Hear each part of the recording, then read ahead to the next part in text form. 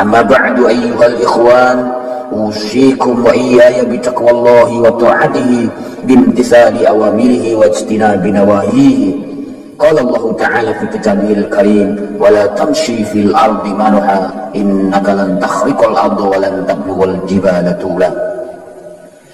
Ma'asyiral muslimin rahimakumullah, pada momentum penuh berkah ini, mari kita senantiasa mengungkapkan rasa syukur kita kepada Allah Subhanahu wa Ta'ala atas anugerah nikmat yang tidak bisa kita hitung satu persatu. Rasa syukur ini harus kita ungkapkan dari mulut kita biqauli alhamdulillahi rabbil alamin, diteguhkan dalam hati kita dan diwujudkan dalam tindakan nyata di kehidupan kita. Dengan tiga cara bersyukur ini, mudah-mudahan Allah Subhanahu wa Ta'ala akan selalu melanggengkan sekaligus menambah nikmat-nikmat kita.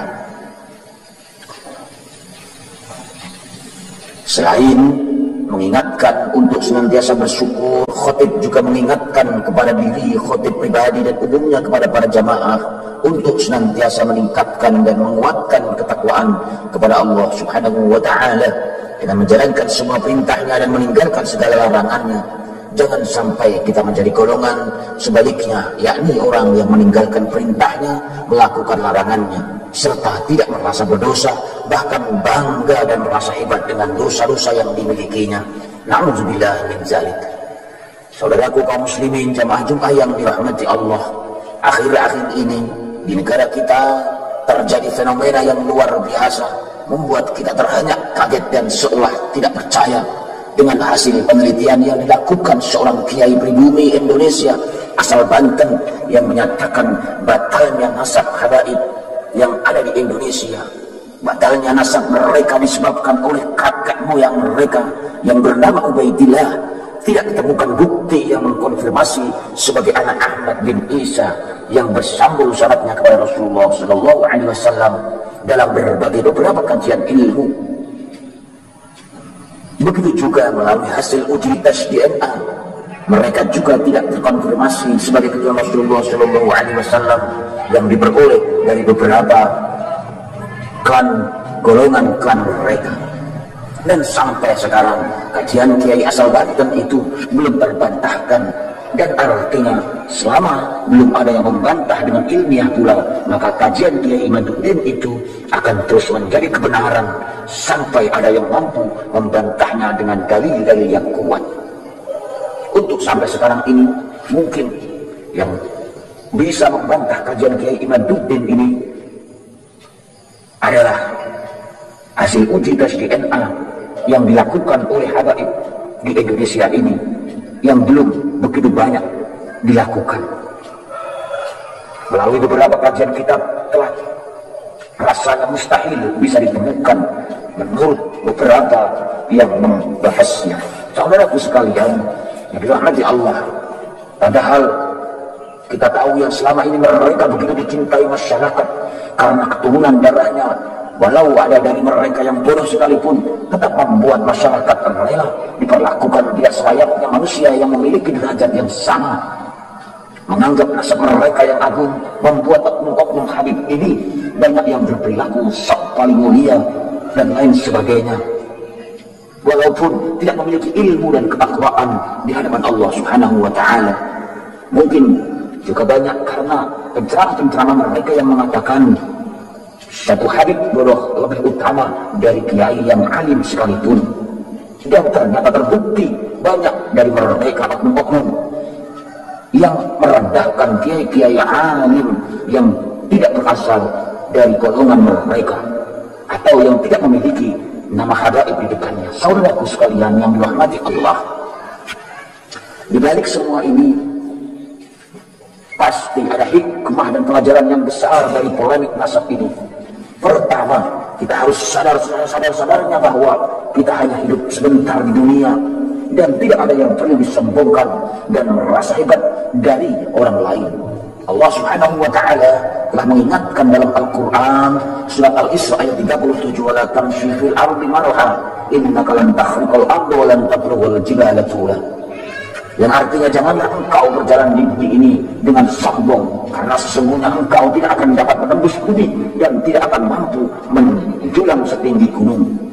Saudaraku sekalian, ayat ini mengingatkan kepada kita agar tidak sombong dan menjauhi sikap membangga-banggakan diri serta merasa paling hebat dari orang lain, terlebih merasa hebat dari Sang Khalik Allah Subhanahu wa Ta'ala.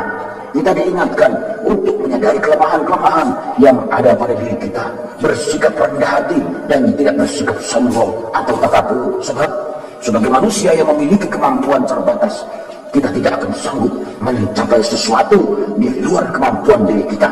Sombong adalah satu dari sifat melampaui kemampuan diri dan juga melampaui sifat-sifat yang Allah Subhanahu wa Ta'ala miliki.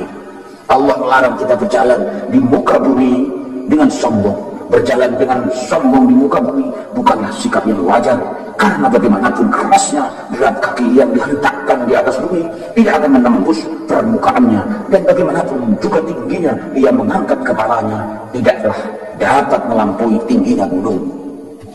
Dari segi ilmu jiwa, orang yang biasa berjalan dengan penuh kesombongan berarti dalam jiwanya terdapat kelemahan. Ia merasa rendah diri, sehingga untuk menutupi kelemahan dirinya, ia berjalan dengan sombong dan berlagak dengan tujuan menarik perhatian orang lain. Saudaraku sekalian, dari segi ilmu jiwa, orang yang biasa berjalan dengan penuh kesombongan berarti dalam jiwanya terdapat kelemahan. Ia merasa rendah diri, sehingga untuk menutupi kelemahan dirinya, ia berjalan dengan sombong dan berlagak dengan tujuan menarik perhatian orang lain. Bukan hanya satu firman Allah yang menegaskan dan mengingatkan untuk kita sombong dan merasa paling hebat sendiri. Dalam ayat lain Allah berfirman, "Wala tusa'ir khaddaka lin-nas wala tamshi fil ardi marha. Innallaha la yuhibbu kulla mukhtalin fakhur." Yang artinya janganlah memalingkan wajahmu dari manusia karena sombong, dan janganlah berjalan di bumi ini dengan angkuh. Sesungguhnya Allah tidak menyukai setiap orang yang sombong lagi sangat membanggakan diri. Al-Quran surat Luqman 18. Saudaraku sekalian yang dirahmati Allah, dalam tafsir Kemenak RI disebutkan bahwa ayat ini mengingatkan kita untuk mengedepankan akhlak dan budi pekerti yang baik kepada sesama manusia. Akhlak yang baik ini diwujudkan dengan menjauhi keangkuhan dan sombong, membanggakan diri dan memandang rendah orang lain di antara tanda-tanda orang angkuh dan sombong adalah saat berjalan dan bertemu dengan orang lain, ia memalingkan mukanya, tidak mau menegur atau tidak memperlihatkan sikap ramah. Ia menunjukkan sikap angkuhnya seakan-akan ia yang berkuasa dan yang paling terhormat dan terhebat, padahal kita diperintahkan untuk mengedepankan kesederhanaan atau sikap yang wajar, berbicara dengan sopan dan lemah lembut sehingga orang lain merasa dihargai dan dihormati. Ma'asyiral muslimin yang dirahmati Allah, sombong, takabur, merasa paling hebat dan berkuasa sendiri merupakan sifat yang dapat menghalangi seorang masuk surga. Dalam hadis riwayat Imam Muslim dari Abdullah bin Mas'ud radhiyallahu anhu disebutkan, la yadkhulul jannata man kana fi qalbihi mithqalu dzarratin min kibr. La yadkhulul jannata man kana fi qalbihi mithqalu dzarratin min kibr. Tidak akan masuk surga orang-orang yang dalam hatinya terdapat rasa takabur atau sombong meskipun hanya sekecil biji sawi. Hal ini sesuai dengan sejarah yang menunjukkan bahwa sikap sombonglah yang menjadikan iblis mendapatkan murka dari Allah karena ia mematuhi perintah Allah untuk sujud. Karena ia tidak mau mematuhi perintah Allah untuk sujud kepada Nabi Adam. Sifat inilah yang mengeluarkan iblis dari surga. Hal ini termaktub dalam Al-Quran surat Al-Baqarah 34. Wa idh qulna lil malaikati isjudu li Adam fasajadu illa iblisa aba wastakbara wa kana minal kafirin. Ingatlah ketika kami berfirman kepada para malaikat, sujudlah kamu kepada Adam, maka mereka pun sujud kecuali iblis. Ia menolaknya dan menyombongkan diri, dan ia termasuk golongan kafir. Sombong adalah sikap dan sifat warisan iblis yang harus dihindari oleh manusia. Orang yang sombong seringkali tidak akan pernah mau kalah dan mengalah. Andai kata ada yang mengunggulinya, maka ia pun akan bersikap sinis dan berlomba-lomba untuk melebihi yang lain lagi. Orang yang sombong juga memiliki sifat gampang berbohong dengan mereka-reka cerita dan peristiwa yang tujuannya mengangkat dirinya. Hati orang yang sombong dan merasa paling hebat telah mati dan sulit untuk menerima kebenaran. Secara pelan-pelan sebenarnya ia sedang menjerumuskan dirinya ke jurang kehinaan. Ma'asyiral muslimin yang dirahmati Allah,